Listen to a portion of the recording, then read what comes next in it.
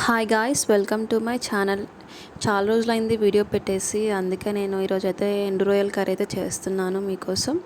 So ఎవరైతే నా channel subscribe చేసుకోలో please subscribe చేసుకోండి. అండ్ ముందుగా నేను ఒక పావు కేజీ ఒక 100 గ్రామ్స్ అంత ఎండు రొయ్యలు అయితే తీసుకొని మనం ప్యాన్ వేడి చేసుకొని దాన్ని ఫ్రై చేసుకోవాలి. అప్పుడే మనకి కొంచెం పచ్చివాసన ఏదైనా స్మెల్ ఉన్నా ఏదైనా వెళ్ళిపోతుంది. సో ఎండు రొయ్యలు మనకి కరకరలాగా అవ్వాలి. సో ఇక లైట్గా ఏం చేసి అయితే నేను పక్కకు తీసుకున్నాను. ఇంకో ప్యాన్ పెట్టుకొని దాంట్లో 2 to 3 table spoon of oil అయితే వేసుకోవాలి. వీడియోలో చూపిస్తున్న విధంగా.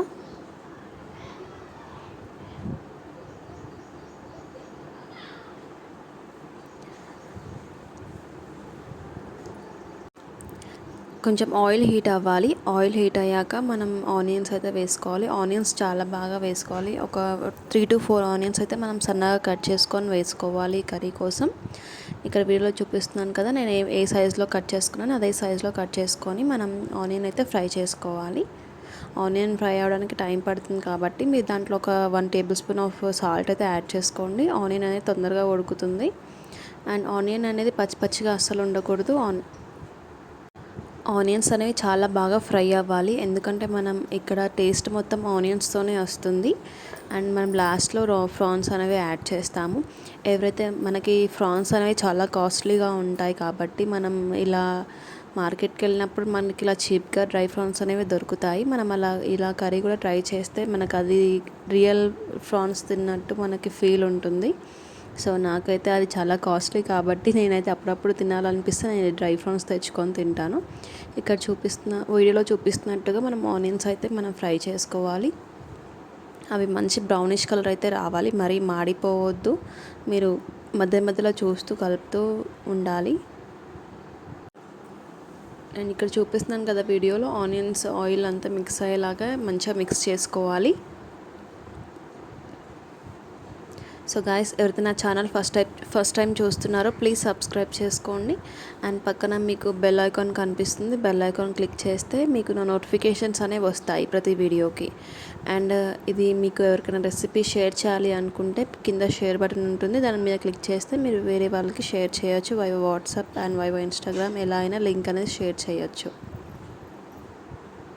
సో ఇక్కడ నేనైతే ఆనియన్స్ అనేవి మగ్గడానికి నేనైతే వెయిట్ చేస్తున్నాను.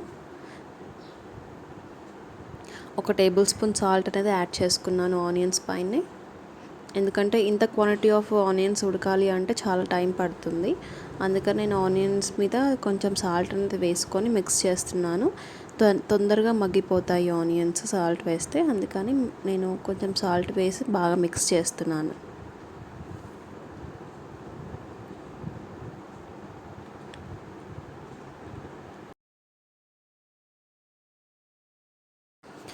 సో చూస్తున్నారు కదా వీడియోలో, నేను ఫాస్ట్ ఫార్వర్డ్లో పెట్టేశాను. నాకు ఆనియన్స్ అయితే బాగా వేగిపోయాయి.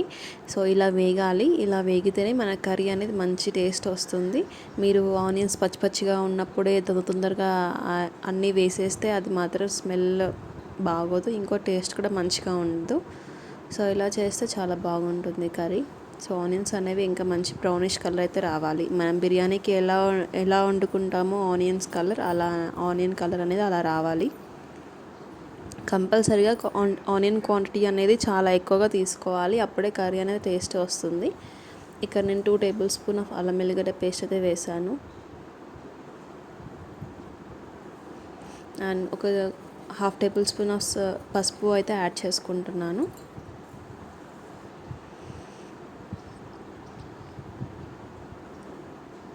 మనం ఈ రెండు బాగా కలిసేలాగా మిక్స్ చేసేసుకుందాము.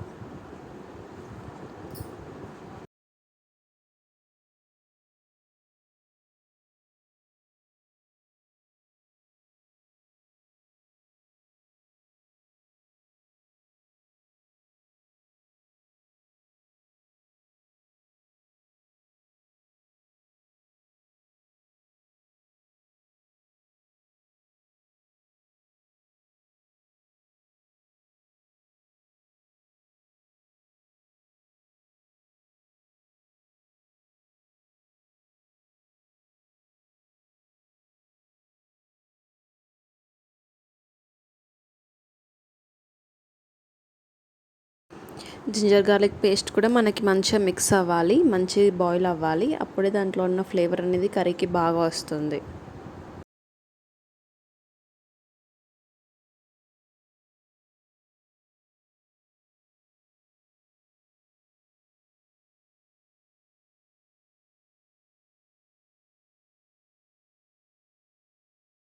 సో ఫైనల్గా మంచిగా ఉడికిపోయినాక నేను డ్రై ఫ్రాన్స్ అనేవి నేను యాడ్ చేస్తున్నాను బౌల్లోకి.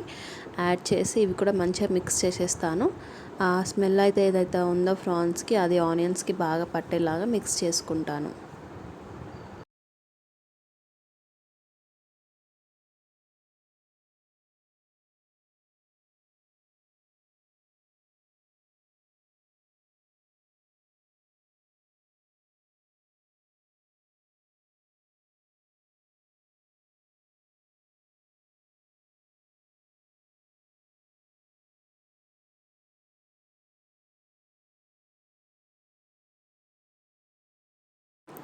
ఇప్పుడైతే ఇవి బాగా మగ్గిపోయాయి, మంచిగా స్మెల్ కూడా వస్తుంది. నేను ఇప్పుడే కొంచెం ఒక 2 టేబుల్ స్పూన్ ఆఫ్ కారం అయితే వేసుకుంటున్నాను. చూస్తున్నారు కదా వీడియోలో. నాన్ వెజ్కి మనం ఏ నాన్ వెజ్ కర్రీ వండినా కొంచెం క్వాంటిటీ అనేది కారం ఎక్కువనే తీసుకోవాలి. ఎందుకంటే లేకపోతే ఆ పచ్చి వాసన ముక్క వాసన లాగా వస్తుంది, అది బాగోదు. మనం ఎప్పుడైతే తింటున్నామో మనకి నోటికి మంచిగా అనిపించదు. ఎవరైతే నచ్చిన వాళ్ళు, ఎవరికైతే కావాలి అనుకుంటే వాళ్ళు వేసుకోవచ్చు తక్కువనే. కాకపోతే నాన్ వెజ్ కర్రీలో కొంచెం కారం ఉంటేనే అది బాగుంటుందని నా ఒపీనియన్. సో ఇక్కడ అయితే కారం అయితే యాడ్ చేసుకున్నాను. యాడ్ చేసుకొని బాగా మిక్స్ చేసుకుంటున్నాను.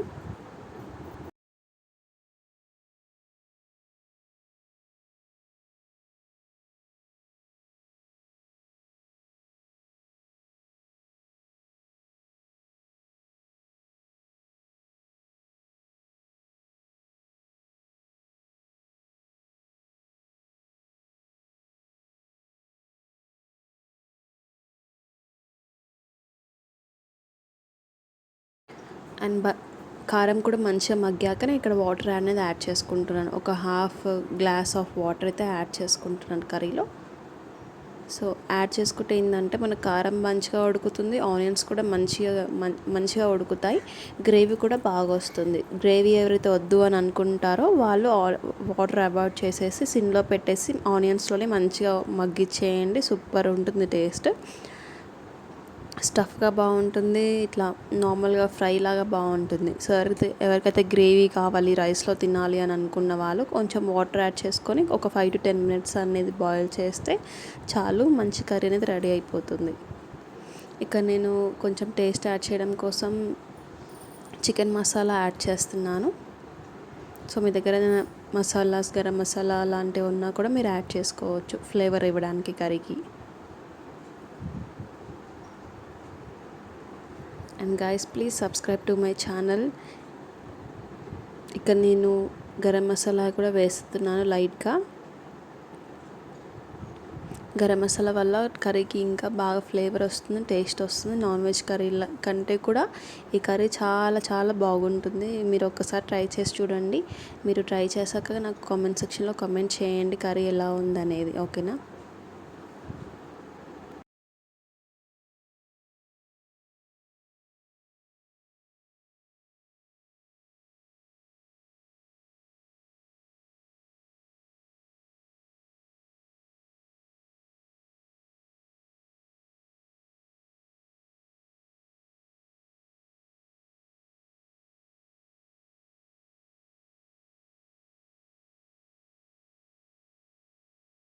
సో ఇక్కడ కర్రీ అయితే ఆల్మోస్ట్ రెడీ అయిపోయింది. నేను కొత్తిమీర సన్నగా తరిగేసి వేసేసుకున్నాను.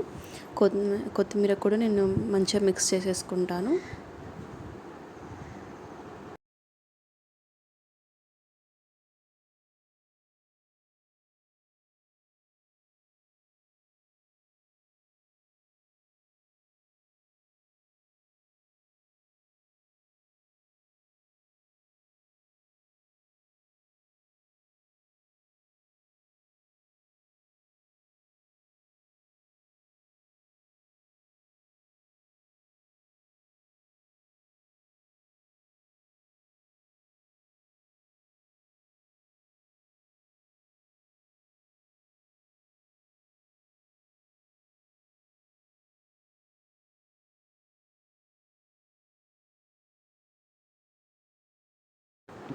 ఫైనల్గా కర్రీ అయితే రెడీ అయిపోయింది, చూసారు కదా.